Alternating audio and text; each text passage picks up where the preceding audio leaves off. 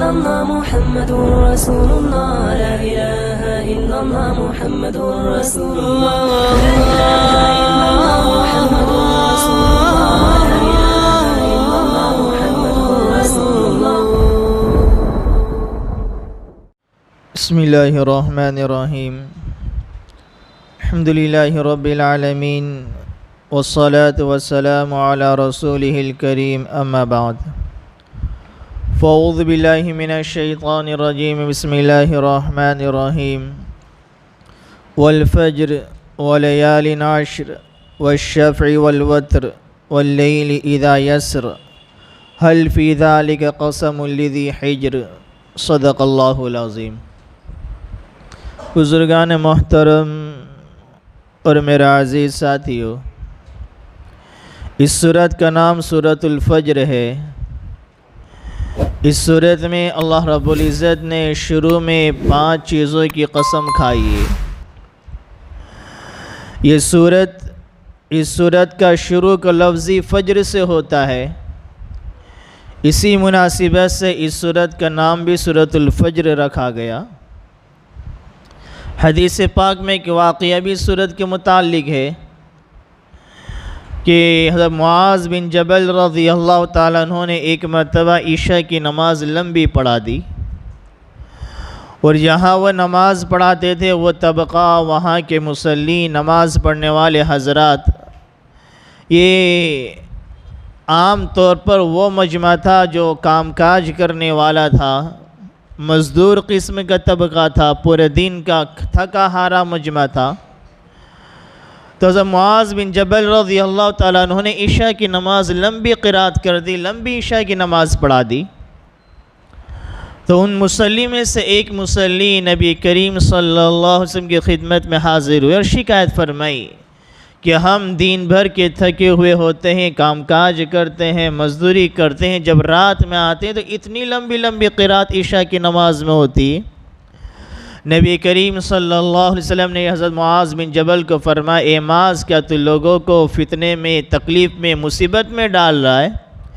سبح اسم ربک الاعلی واللیل اذا یغشی هل اتاک حدیث الغاشیہ والشمس وضحاها سبح اسم ربک الاعلی هل اتاک حدیث الغاشیہ والشمس وضحاها والفجر. اس طرح کی آیتوں کو، اس طرح کی صورتوں کو پڑھا کر، اس میں خاص طور پر والفجر کو بھی ذکر فرمائے کہ یہ صورتیں سبح اسم ربک الاعلی ہے، هل اتاک حدیث الغاشیہ ہو یا سورہ فجر ہو، یہ بہت لمبی بھی نہیں، بہت مختصر بھی نہیں، درمیان سی آیت ہے، درمیان سی صورت ہے. ان صورتوں کو عشاء کی نماز میں پڑھا کرو. خیر، اللہ تعالیٰ نے شروع کی آیتوں میں قسم کھائی ہے، چند چیزوں کی قسم کھائی ہے. اس کے بعد اللہ تعالیٰ نے بندوں کے اعمال کا تذکرہ فرمایا، اور اس سورت کے آخر میں اللہ تعالیٰ نے قیامت کے منظر کو تھوڑا سا بیان فرمایا. قسم کیا ہے؟ والفجر ولیال عشر. قسم ہے فجر کی، قسم ہے 10 راتوں کی.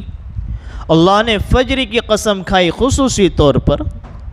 واللہ تعالیٰ جب کسی چیز کی قسم کھاتا ہے یا کوئی کلام کرتا ہے، اللہ کا کوئی بھی کلام لغو نہیں ہوتا. ہماری طرح نہیں کہ ہم 10 بات زبان سے نکالیں، 10 میں سے 5 بات معنی دار ہو، 5 الفاظ ایسے ہی بے معنی بے محل ہماری زبان سے کلمات نکلتے چلے جاؤ. وہ اللہ تو زبانوں کا بنانے والا ہے، وہ تو خالق کائنات ہے، اس کا ہر لفظ حکمتوں سے بھرا ہوتا ہے، معنی دار ہوتا ہے، بے شمار حکمتیں اس میں پنہا ہوا کرتی ہے. اللہ نے خصوصی طور پر فجر کی قسم کھائی. کیا وجہ ہے؟ مفسرین فرماتے ہیں کہ فجر جو ہے صبح کا وقت ہے، یہ بڑی حکمت والا وقت ہے، بڑی نعمتوں سے بھرا پڑا ہوا وقت ہے. کہ جب رات کا وقت ہوتا ہے، انسان صبح کا انتظار کرتا ہے کہ صبح ہوگی، سورج نکلے گا، روشنی پھیلے گی، ہم اپنے کاروبار کے لیے جائیں گے، کام کاج کے لیے جائیں گے، روزی کے لیے جائیں گے، معاش کے لیے جائیں گے. انسان پرندے بھی اپنے بھوکے گھونسلے میں رات میں جب بھوکے ہیں اپنے رات میں گھونسلے میں رات کے وقت صبح کا انتظار کرتے ہیں، جلدی سے صبح طلوع ہو جائے، ہم اپنے گھونسلے سے باہر نکل جائیں اور رزق کو تلاش کریں۔ کسان اپنے ہل جوتنے کے لیے صبح کا منتظر ہوتا ہے، پرندے اپنے گھونسلے میں نکلنے کے لیے صبح کے وقت کے منتظر ہوتے ہیں، ایک درباری اپنے دربار میں حاضری کے لیے صبح کا منتظر ہوتا ہے، ایک نوکر چاکر اپنے مالک کی خدمت میں حاضر ہونے کے لیے صبح کے وقت کا وہ منتظر ہوتا ہے۔ ہر انسان صبح کے وقت کے انتظار میں رہتے ہیں، حتیٰ کہ اگر رات میں کوئی انسان تکلیف میں ہے، مصیبت میں ہے، پریشانی میں ہے، کسی درد میں مبتلا ہے، کسی بیماری میں مبتلا ہے، انسان اس درد کو برداشت کر لیتا ہے، تھوڑی مصیبت کو جھیل لیتا ہے، اس بیماری پر تھوڑا صبر کر لیتا ہے۔ ابھی رات کا وقت ہے، رات کی تاریکی میں کہاں جائیں گے، کہاں تکلیفیں اٹھائیں گے؟ صبح ہوگی حکیم کے پاس چلے جائیں گے، ڈاکٹر کے پاس چلے جائیں گے، اپنے درد کو بیان کر دیں گے، اپنی بیماری کا علاج کر لیں گے۔ مریض آدمی بھی تکلیف میں گزار دیتا ہے، ایک فقیر انسان، ایک مسکین انسان رات بھر بھوک کے عالم میں اپنی رات کو گزار دیتا ہے۔ صبح ہوگی میں امیروں کے در پر چلا جاؤں گا، کچھ سوال کر لوں گا، کچھ بھیک مانگ لوں گا تاکہ میرا بھوکا پیٹ یہ بھر جائے گا۔ تو خیر فجر کا وقت ہے، بڑا حکمتوں سے انسانوں کی ضرورتوں سے بھرا پڑا ہوا وقت ہے، اور ایسے ہی صبح کا وقت جو فجر کا وقت ہے فرشتوں کی آمد اور رفت کا وقت ہے، کہ زمین پہ جو فرشتے ہوتے ہیں وہ فرشتے انسان کی حفاظت نگرانی کے لیے جو زمین پر فرشتے ہوتے ہیں وہ صبح کے وقت آسمانوں پر جاتے ہیں، آسمان سے دوسرے فرشتے آتے ہیں، ان کی آمد و رفت کا سلسلہ ہوتا ہے۔ لیکن صبح کے وقت آسمان اور زمین کے فرشتے یہ دونوں مل جاتے ہیں، دونوں کے جمع ہونے کا وقت ہوتا ہے۔ اسی لیے اللہ تعالیٰ نے قرآن کریم میں ایک جگہ فرمایا ان قرآن الفجر کان مشہودا، فجر کی نماز کی قرات کا وقت، صبح کی نماز میں قرات تھوڑی سی لمبی ہوتی ہے، اس کو قرآن کریم کہہ رہا ان قرآن الفجر، فجر کا قرآن، فجر کی نماز کا جو قرآن ہے، فجر کی نماز کی جو قرات ہے، ان قرآن الفجر کان مشہودا، وہ فرشتوں کی حاضری کا وقت ہوا کرتا ہے۔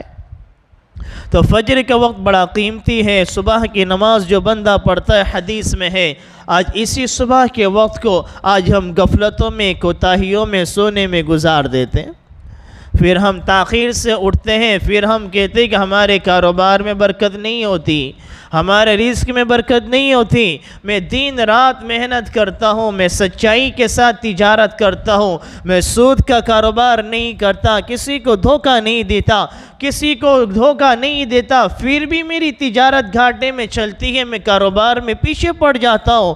اس کی وجہ وہ ہے کہ رزق کی برکت کا وقت صبح کا تھا، اسی وقت کو ہم نے غفلت میں، سونے میں گزار دیتے ہیں۔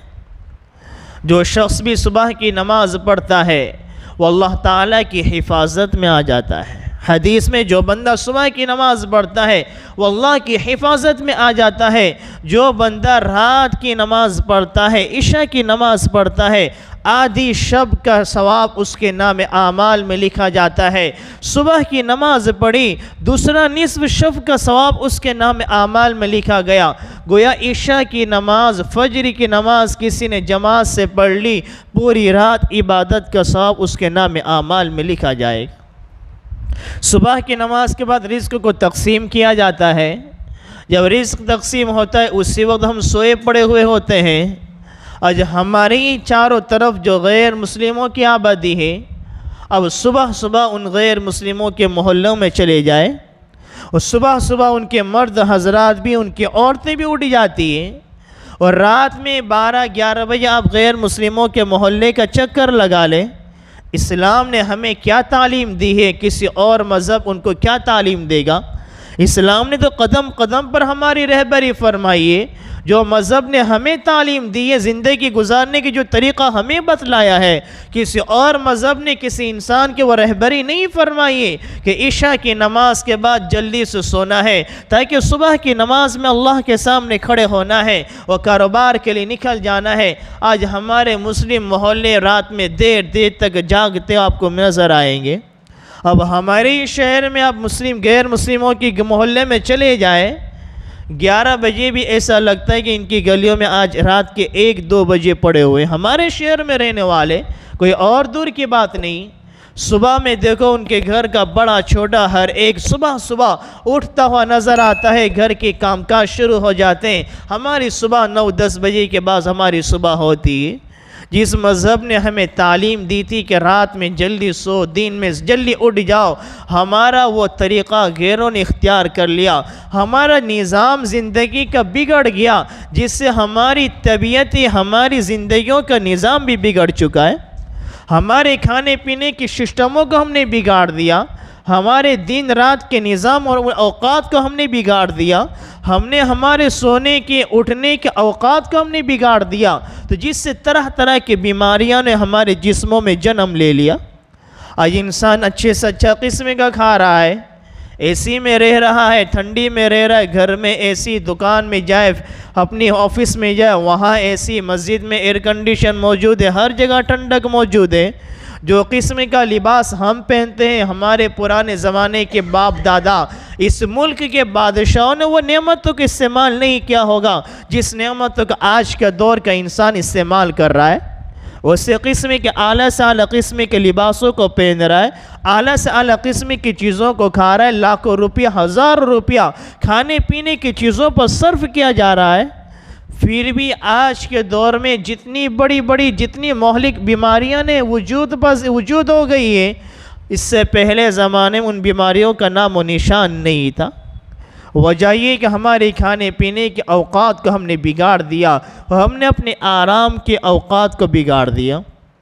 تو والفجر ولیال عشر قسم ہے فجر کی قسم کھا کہ فجر کا وقت بڑا مبارک وقت ہے، بڑا قیمتی وقت ہے۔ ہر انسان فجر کے وقت کا منتظر رہتا ہے کہ فجر آئے تو ہم اپنے کاروبار میں، اپنے کام میں مشغول ہو جائے۔ اگر بالفرض سوچا جائے، اگر رات ہی رات ہو، اندھیرا ہی اندھیرا ہو، صبح ہی نہ ہو اور دین کی روشنی نہ ہو، تو ہم اپنے کاموں کو کیسے انجام دیتے، اپنی زندگی کو کیسے گزارتے، کتنی دقتیں ہوتی، کتنی پریشانی ہوتی۔ تو واقعی میں یہ فجر کے وقت بڑا قیمتی ہے، بڑا مبارک وقت ہے۔ فجر کی نمازوں کا اہتمام کیا جائے، اللہ فجر کی نماز کے بعد قرآن کی تلاوت کا اہتمام کیا جائے، ذکر اذکاروں میں گزارا جائے، اشراق کی نماز کی پابندی کی جائے اور اپنے کاموں میں مشغول ہو جائے۔ جب دین کا اول حصہ آپ نے عبادت میں گزارا، اللہ کی بندگی میں گزارا، اللہ کی اطاعت میں گزارا، ذکر اذکار میں گزارا، اللہ اس کی برکت سے پورا دن آپ کا اچھا بنا دے گا۔ ظاہر سی بات، اگر ابتدا اچھی ہوتی ہے تو انتہا بھی اچھی ہوتی ہے۔ جیسے ہم انگلش میں ایک محاورہ بولا جاتا ہے، first impression is the last impression. جس چیز کی ابتدا اچھی ہوگی، ظاہر سی بات اس کی انتہا بھی اچھی ہوتی ہے۔ ایک انسان اپنے مکان کو بنا رہا ہے، کسی چیز کو بنا رہا ہے، اس کی ابتدا وہ مضبوط بنائے گا تو اس پر منزلیں چڑھاتا جائے، بلڈنگوں کو کھڑا کرتا جائے، وہ فاؤنڈیشن مضبوط ہے، بنیاد مضبوط ہے، وہ اوپر منزلوں کو بڑھاتا جائے گا، اس میں کوئی دقت نہیں آئے گی۔ لیکن اس کی بنیادیں کمزور ہے، ابتدا کمزور ہے، اب اس پر منزلیں چڑھاتا جائے، اوپر کے منزلوں پر لاکھوں کروڑوں روپیہ خرچ کر دے، ابتدا مضبوط نہیں ہے، کمزور ہے، اس کے اوپر کی عمارتیں گر جائے گی۔ اگر ہماری صبح ہی خراب ہے، ہماری صبح ہی سوتے گزر گئی، ہماری صبح کا وقت ہی دین کی شروعات کا وقت ہی ہمارے نام اعمال میں گناہ لکھا گیا، نماز کو چھوڑنا لکھا گیا، اللہ کی عبادتوں سے دور لکھا گیا، پورا دن کیسے اچھا گزر سکتا ہے، کیسے عافیت کے ساتھ وہ دن گزر سکتا ہے۔ والفجر ولیال عشر، اللہ تعالیٰ قسم کھا رہے فجر کی قسم، اور فرمایا ولیال عشر، قسم ہے 10 راتوں کی۔ اب یہاں مفسرین کے مختلف اقوال ہیں، اللہ نے یہاں پر قسم کھائی، فجر کی قسم کھائی، تو اس فجر سے کون سی فجر مراد ہے؟ بعض مفسرین فرماتے ہیں ہر دین کی فجر مراد ہے، ہر دین کی صبح مراد ہے، کوئی خاص فجر مراد نہیں ہے، جیسے کہ علی کرم اللہ وجہہ کا بھی یہی قول ہے۔ بعض مفسرین فرماتے ہیں اس فجر سے ماہ محرم کی فجر مراد ہے، جو ماہ محرم جو سال کا نیا سال، اسلامی نیا سال ہوتا ہے، ہمارے اسلامی سال کا نیا سال ہے، نیا مہینہ ہے، اور اس کی پہلی صبح ہے، وہ فجر مراد ہے، والفجر ولیال عشر۔ بعض مفسرین فرماتے ہیں اس فجر سے ذوالحجہ کی فجر مراد ہے، عید الاضحیٰ کی فجر مراد ہے، ولیال عشر سے اور ذوالحجہ کے پہلے عشرے کی 10 راتیں مراد ہے۔ اور سوال پیدا ہوتا ہے کہ 10 ذوالحجہ کی دین کی فجر کی خصوصیت کیا ہے؟ عید الاضحیٰ کی فجر کی خصوصیت کیا ہے کہ اس فجر کو خاص طور پر قسم کھائی گئی؟ مفسرین فرماتے ہیں کہ اسلامی دین جو شروع ہوتا ہے وہ مغرب سے شروع ہوتا ہے۔ ہر دین کو اللہ نے دین کے ساتھ رات کو لگایا ہے، ہر دین کے ساتھ اللہ نے رات کو جوڑا ہے، اور اسلامی تاریخ رات سے شروع ہوتی ہے، پہلے رات آتی ہے پھر دین آتا ہے۔ ہماری اسلامی تاریخ مغرب کے بعد سے بدل جاتی ہے، تو ہر دین کے ساتھ اللہ تعالی نے رات کو جوڑا ہے، پہلے رات آتی ہے پھر دین آتا ہے۔ صرف پورے سال میں ایک دن ایسا ہے جو اکیلا تنہا دین ہے، اس دین کے ساتھ اللہ نے رات کو نہیں جوڑا، بلکہ اس کے آنے والی اس سے پہلے کی رات کو بھی اللہ نے پچھلے دین سے جوڑا۔ وہ دین کون سا ہے؟ وہ دن ذوالحجہ کا 10 ذی الحجہ کا دین ہے، عید الاضحیٰ کا دین ہے، کہ عید الاضحیٰ کی رات کو بھی عرفے کی رات کہا جاتا ہے۔ گویا عرفے کے دن کی 2 راتیں ہوئی، ایک تو عرفے کے دن 9 ذی الحجہ آنے والے دن سے پہلے کی رات، اور جب 9ویں تاریخ جب ختم ہو جائے اس کے بعد والی جو رات آئے اس رات کو بھی عرفے کی رات شمار کیا گیا۔ اسی لیے حاجی کے لیے عرفے کا دن سب سے اہم رکن قرار دیا جاتا ہے۔ اگر حاجی حج کے تمام ارکان کو ادا کر لے، وہ صرف 9 ذی الحجہ کی عرفے کے دن عرفات میں وقوف نہ کرے، عرفات میں نہ جائے، دوسرے تمام ارکان ادا کرتا چلا جائے، وہ حاجی کا حج ادا نہیں ہوگا۔ سب سے اہم رکن عرفات کا وقوف ہے، اور اس کا وقت کب تک ہے؟ 9 ذی الحجہ کی زوال سے شروع ہوتا ہے، وہ 10 ذی الحجہ کی صبح تک چلتا ہے۔ تو گویا 10 ذی الحجہ کی صبح، 10 ذی الحجہ کی رات کو بھی عرفے کی رات کے تابع کر دیا، تو 10 ذی الحجہ کا دن ایسا دن ہے، عید الاضحیٰ کا دن پورے سال میں اکیلا تنہا ایسا دن ہے کہ رات اس کے تابع نہیں ہے، وہ رات بھی عرفے کی تابع ہے۔ تو والفجر سے اس عرفے کے اس دن کی فجر مراد ہے، عید الاضحیٰ کے دن کی فجر مراد ہے۔ ولیال عشر قسم ہے 10 راتوں کی۔ اب ان 10 راتوں سے کون سی 10 راتیں مراد ہے؟ اس میں بھی مفسرین کے الگ الگ اقوال ہے۔ بعض مفسرین فرماتے ہیں کہ ان 10 راتوں سے رمضان کی آخری 10 راتیں مراد ہے، کہ وہ بڑی حکمت والی ہے، بڑی فضیلت والی ہے، کہ اس آخری عشرے میں ہمارے نبی خصوصی طور پر خود بھی آخری عشرے کا اعتکاف فرماتے، خوب عبادتیں کرتے، اپنے گھر والوں کو بھی جگاتے۔ تو ان 10 راتوں سے عرفے کے رمضان کے آخری 10 دن کی راتیں مراد ہے۔ اور ایک قول مفسرین کا یہ ہے کہ ان 10 راتوں سے ذوالحجہ کی 10 راتیں مراد ہے، کہ والفجر ولیال عشر قسم ہے ذوالحجہ کے دن کی، اور قسم ہے عشر ذی الحجہ کی راتوں کی۔ جیسے کہ حدیث پاک میں ہمارے نبی نے فرمایا، یہ ذوالحجہ ابھی یہ ذی القعدہ کا مہینہ چل رہا ہے، اس کے بعد جو مہینہ آئے گا ذوالحجہ کا مہینہ آئے گا، وہ 10 راتیں اس کی مراد ہے۔ ہمارے نبی نے فرمایا جو شخص بھی ان 10 راتوں میں، ان 10 دنوں میں جا کر عبادت کرتا ہے تو اللہ تعالیٰ کو اتنا پسند آتا ہے، اتنا پسند آتا ہے کہ ان 10 دنوں کے علاوہ کسی اور دن میں عبادت اتنی اللہ کو محبوب نہیں ہوتی جتنی عبادت ان 10 دنوں میں اللہ تعالیٰ کو پسندیدہ ہوتی۔ اسے ہمارے نبی نے فرمایا ذوالحجہ کے دن میں سے ایک دن کا روزہ رکھنا 1 سال کے روزہ رکھنے کا ثواب ملتا ہے۔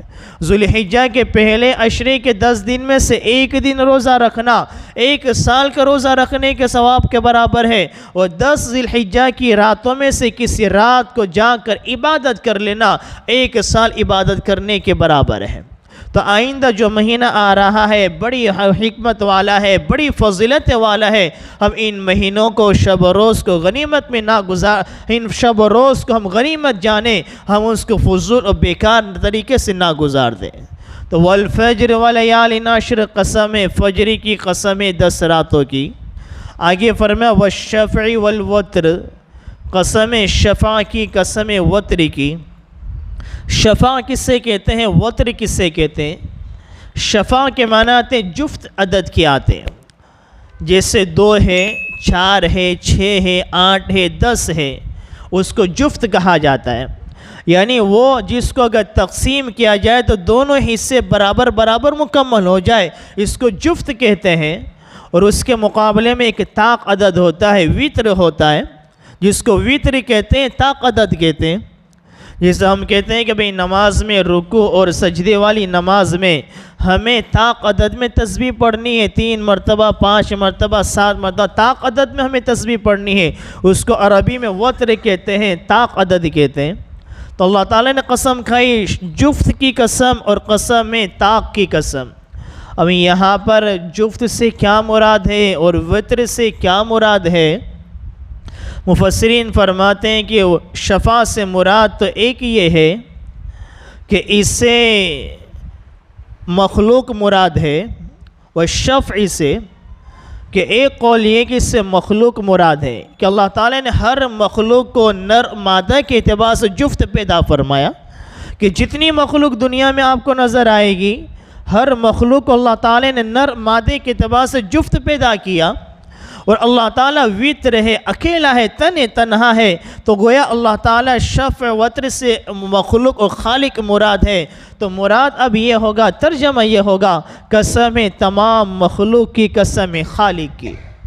اسی طریقے سے ایک قول یہ ہے کہ شفع سے مراد ذوالحجہ کا دن ہے، اور وتر سے مراد ذوالحجہ کی طاق راتیں، یہ جو راتیں مراد ہے وہ راتیں مراد ہے۔ اسی طریقے سے ایک قول مفسرین یہ فرماتے ہیں اس سے نمازیں مراد ہے، کہ نمازیں بھی اگر آپ دیکھیں تو کچھ نمازیں جفت ہے، کچھ نمازیں طاق ہے، کہ 2 صبح کی، ظہر، عصر اور عشاء کی، یہ 4 رکعتیں ہیں جس کو جفت کہتے ہیں، اور وتر سے مراد 3 ہے کہ مغرب کی 3 رکعت ہیں۔ اسی طریقے سے وتر کی نماز یہ 3 رکعت ہیں، تو اس سے نمازیں مراد ہیں۔ خیر اللہ تعالیٰ قسم کھا رہے ہیں، قسم جفت کی، قسم وتر کی، اور آگے فرمایا واللیل اذا یسر، قسم رات کی جب وہ چلے۔ یہاں پر اللہ تعالیٰ رات کی قسم کھا رہے ہیں کہ قسم رات کی جب وہ چلے، یعنی رات کا وقت جب گزرتا ہے، گزرنے لگتا ہے، تو رات کے گزرنے کے وقت کی اللہ تعالیٰ قسم کھا رہا ہے۔ تو شروع میں اللہ نے فجر کی قسم کھائی، آخر میں رات کی قسم کھائی۔ ان دونوں سے فجر سے قرآن کریم نے احادیث میں فجر سے، دین سے، روشنی سے اسلام کو بھی تعبیر کیا ہے، اور رات کی تاریکی اندھیروں کو کفر اور شرک سے بھی تعبیر کیا ہے۔ جیسے کہ قرآن کریم اللہ تعالیٰ ایک جگہ ارشاد فرماتے ہیں اللہ ولی الذین آمنوا یخرجہم من الظلمات الی النور، اللہ اور اللہ کے ولی، ایمان والے یہ کیا کرتے ہیں؟ من الظلمات الی النور، اللہ کے بندوں کو ظلمات سے، اندھیروں سے، تاریکیوں سے نور کی طرف، روشنی کی طرف لے کر آتے ہیں۔ ظلمات سے کیا مراد ہے؟ یہی تاریکی سے، اندھیرے سے کفر مراد ہے، شرک مراد ہے، کہ اللہ تعالیٰ بھی اور اللہ تعالیٰ کے نیک بندے بھی اس بات کی کوشش کرتے ہیں کہ اللہ کے مخلوق یہ کفر سے، شرک سے ہٹ کر ایمان، اسلام کی راہ پر چلنے والی بن جائے۔ تو فجر سے اور دین کی روشنی سے اسلام کی بھی تعبیر کی جاتی ہے، اور رات کی تاریکی سے کفر اور شرک کو بھی تعبیر کیا جاتا ہے۔ حل فی ذالک قسم لذی حجر، آگے اللہ تعالیٰ فرما رہے ہیں، یہ 4 قسم کھانے کے بعد اللہ تعالیٰ فرما رہے ہیں کیا اس میں عقل مندوں کے لیے قسمیں نہیں ہیں؟ اللہ تعالیٰ سوال قائم کر رہے ہیں، اللہ نے 4 قسمیں قائم کی، اس کے بعد سوال کریں کیا اس میں عقل مند کے لیے قسم نہیں ہے؟ کیا اس میں عبرت نہیں ہے کہ اللہ نے 4 قسمیں کھائی؟ جیسے رات ہوتی ہے، جب رات کے بعد دن آتا ہے تو لوگوں کی زندگیاں بدل جاتی ہے، روشنی چھا جاتی ہے، پورے گھر میں چہل پہل ہوتی ہے، بازاروں میں چہل پہل شروع ہو جاتی ہے، ایک انقلاب پیدا ہوتا ہے، پورا شان ماحول تھا، سارے لوگ سوئے پڑے ہوئے تھے، جیسے دن آیا لوگ دوڑ بھاگ کرنا شروع ہو گئے، اپنے کام میں مشغول ہو گئے۔ جیسے رات کے بعد دن آتے ایک انقلاب دنیا میں پیدا ہو جاتا ہے، اسی طریقے سے اے انسان یاد رکھ، تیری دنیا کی زندگی ختم ہونے کے بعد ایک دن آنے والا ہے جو آخرت کا دن ہے، وہ آخرت کا انقلاب کا دن ہوگا، وہ تیری زندگی کے اعمال کو تیرے سامنے لا کر رکھ دے گا۔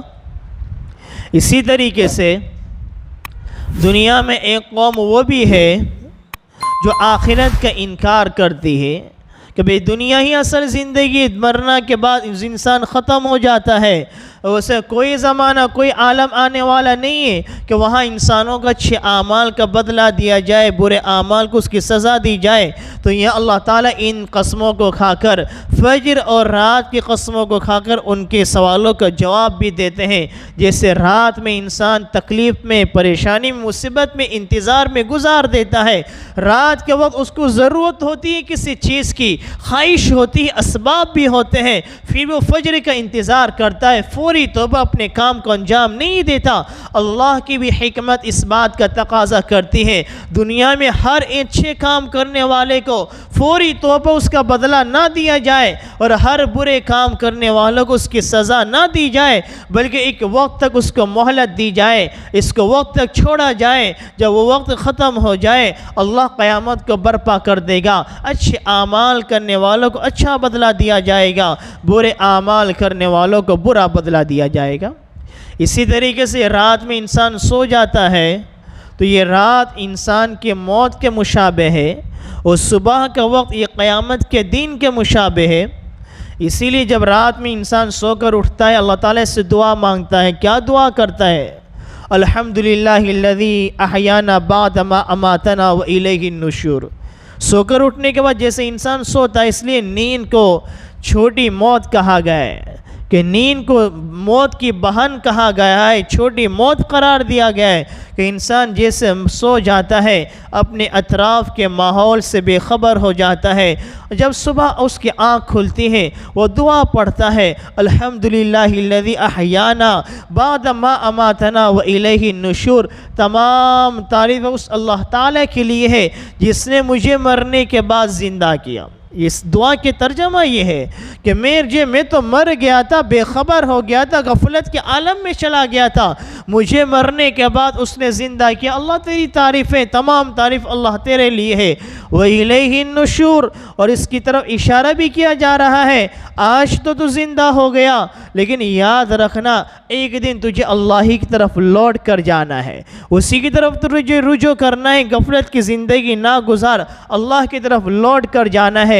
تو جیسے انسان سوتا ہے، صبح کا وقت ہوتا ہے، اسی طریقے سے رات کی تاریکی ہمیں بتاتی ہے یہ دنیا کی زندگی غفلت میں ہے، نیند میں ہے۔ جیسا علی فرماتے ہیں یہاں دنیا میں ہر انسان سو رہا ہے، جب موت واقع ہوگی، جب قیامت کا عالم طاری ہوگا تب انسانوں کی آنکھیں کھلے گی، ہر اپنے اعمال کو دیکھے گا، قیامت کو دیکھے گا، جنت کی نعمتیں دیکھے گا، جہنم کے عذاب کو دیکھے گا، پھر وہ دعائیں کرے گا، تمنا کرے گا، اے اللہ مجھے دنیا میں بھیج دے، میں تیرا مطیع بنوں گا، فرما بردار بنوں گا، نیک اعمال کروں گا، لیکن اللہ تعالیٰ انسان کو وقت نہیں دیں گے۔ تو ان صورتوں میں قسمیں کھا کر ہمیں کہہ رہے ہیں کہ یہ صبح اور رات کے اوقات بڑے قیمتی وقت ہیں، ان اوقات کو غنیمت جانا جائے، ان شب و روز کو عبادت میں لگایا جائے۔ صبح کا وقت بھی قیمتی ہے، دین کا وقت بھی قیمتی ہے، اور رات کی تاریکی یہ بھی بڑی قیمتی ہے، عبادت کے لیے، اللہ کے سامنے جھکنے کے لیے، اللہ سے مانگنے کے لیے، اپنے عاجزی کا اظہار کرنے کے لیے۔ یہ رات کی تاریکی یہ بھی وقت بڑا قیمتی وقت ہے۔ اللہ تعالی ہم سب کو جو کچھ کہا گیا اس پر عمل کرنے کی توفیق عطا فرمائے، آمین۔ وما علینا الا البلاغ۔